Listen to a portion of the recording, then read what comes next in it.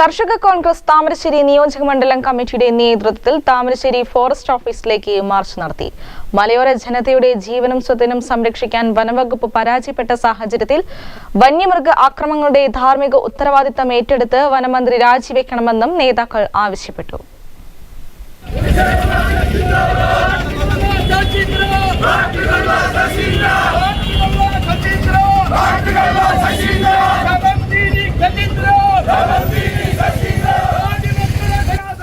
ജനങ്ങളുടെ ജീവനും സ്വത്തിനും സംരക്ഷണം നൽകാൻ ചുമതലയുള്ള സർക്കാർ വന്യമൃഗശല്യ വിഷയത്തിൽ നാടകം കളിക്കുകയാണെന്നും തുടർച്ചയായുള്ള വന്യജീവി ആക്രമണം പരിഹരിക്കാൻ ഉദ്യോഗസ്ഥ തലത്തിലെ ഏകോപനക്കുറവ് മൂലം സാധിക്കുന്നില്ലെന്നും ഉദ്യോഗസ്ഥരുടെ ഭാഗത്തുനിന്നും കടുത്ത വീഴ്ച ഉണ്ടാകുമ്പോൾ അവരെ നിയന്ത്രിക്കുവാനും വനം മന്ത്രിക്കാകുന്നില്ലെന്നും മാർച്ച് ഉദ്ഘാടനം ചെയ്തുകൊണ്ട് കർഷക കോൺഗ്രസ് സംസ്ഥാന vice president PC Habeeb Thampi പറഞ്ഞു.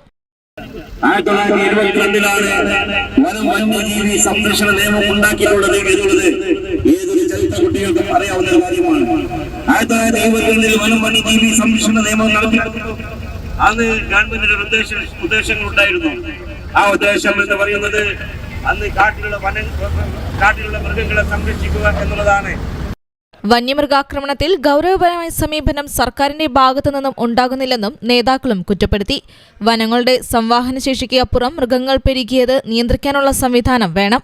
വന്യമൃഗങ്ങളെ നിയന്ത്രിക്കുന്നതിനും പ്രതിരോധിക്കുന്നതിനും കർഷകരുടെ ബാധ്യതയാക്കരുത്. വനത്തിനകത്ത് നിൽക്കേണ്ട വന്യമൃഗങ്ങൾ നാട്ടിൽ ഇറങ്ങുന്നതിന്റെ ഉത്തരവാദിത്തം വനം വകുപ്പിനാണ്. വന്യമൃഗങ്ങൾ ജനങ്ങളുടെ ജീവനെടുക്കുമ്പോഴും കൃഷി നശിപ്പിക്കുമ്പോഴും ജീവനും സ്വത്തിനും സംരക്ഷിക്കാൻ കഴിയാത്ത വനം വകുപ്പ് തീർത്തും പരാജയപ്പെട്ട അവസ്ഥയിലാണ്. ഉദ്യോഗസ്ഥരുടെ പിടിയിൽ അമർന്ന വനം വകുപ്പിൽ യാതൊരു ഇടപെടലും നടത്താൻ മന്ത്രിക്ക് കഴിയുന്നില്ല.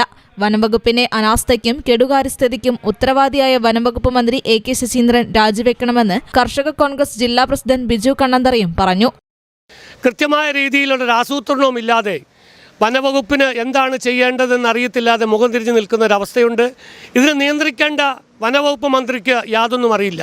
ചുക്കിനും ചുണ്ണാമ്പിനും കൊള്ളാത്തൊരു വനവകുപ്പ് മന്ത്രി. തീർച്ചയായിട്ടും അങ്ങനെ തന്നെ പറയേണ്ടിയിരിക്കുന്നു. ഇവിടെ മനുഷ്യന് ജീവിക്കണം, ജീവനോപാധിക്ക് സംരക്ഷണം ലഭിക്കണം. അതുപോലെ തന്നെ ഒട്ടനവധി ആളുകൾ മരണപ്പെട്ടു, വയനാട്ടിലടക്കം മരണപ്പെട്ടു. ഇവിടെ തൊട്ടടുത്ത പ്രദേശങ്ങളിൽ മരണപ്പെട്ട 2-3 ആളുകൾക്ക് നാളിതുവരെയായിട്ട് യാതൊരു സംഖ്യയും കിട്ടിയിട്ടില്ല. കൃഷി നശിപ്പിക്കപ്പെട്ടവർക്ക് യാതൊരു നഷ്ടപരിഹാരം കിട്ടിയിട്ടില്ല. അതുകൊണ്ട് ഞങ്ങൾ ഇനിയും ശക്തമായ സമരവുമായി ബന്ധപ്പെട്ട് മുന്നോട്ട് പോകാനാണ് ഞങ്ങളുടെ തീരുമാനം. പ്രതിഷേധത്തെ തുടർന്ന് പ്രവർത്തകർ ഫോറസ്റ്റ് ഓഫീസിന് മുന്നിൽ വനംവകുപ്പ് മന്ത്രി AK ശശീന്ദ്രന്റെ കോലവും കത്തിച്ചു. News bureau, Thamarassery.